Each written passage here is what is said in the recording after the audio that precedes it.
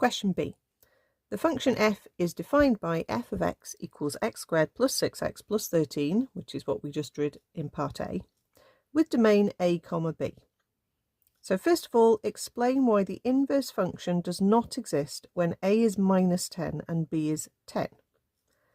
Well, that's because minus 10 and plus 10 have between them the part of the graph where the graph doubles back in height. So if your domain is that large, if you're allowed to put anything between minus 10 and 10 in, then your function is not a one-to-one function.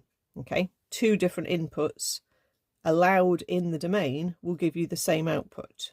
Okay, so it's not going to exist because when the domain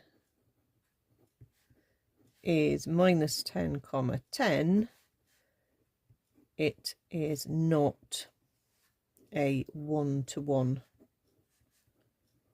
function.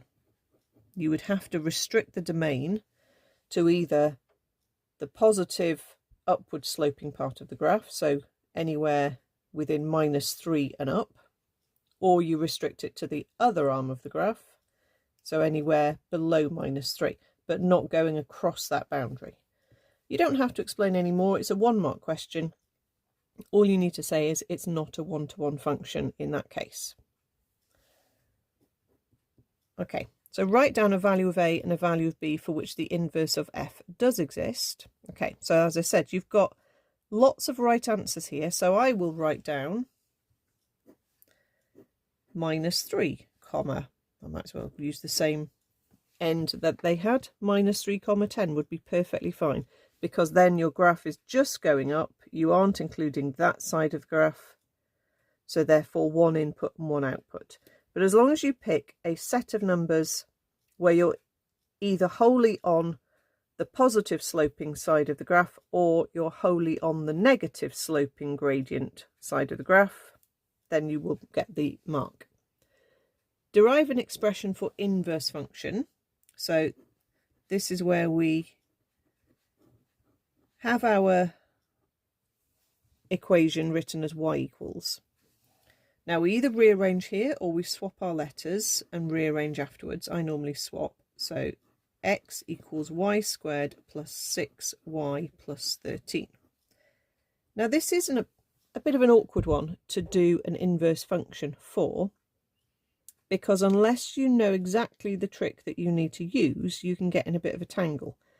To try and get y as the subject when you have a y squared term and a y term, needs you to complete the square.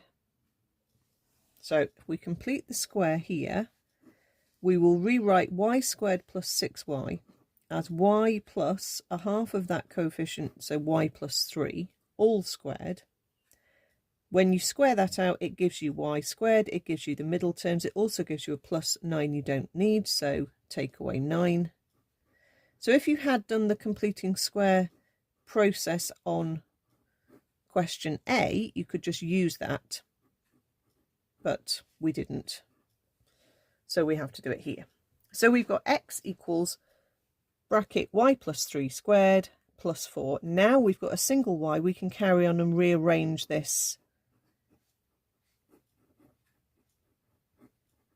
Okay, as I do a square rooting step with an inverse function, I must make sure that I think about what sign do you need the plus or the minus for your square root.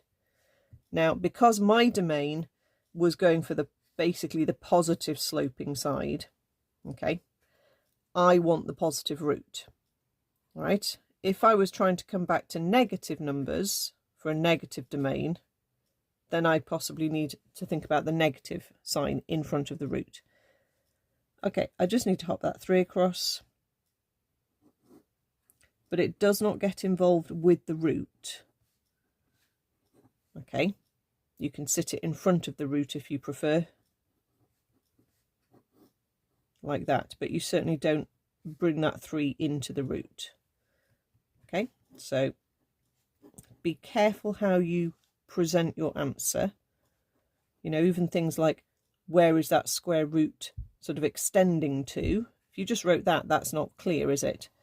Make sure it's very clear where the root is applying, and, you know, just little things like that. Make sure answers are very clear the way you write them.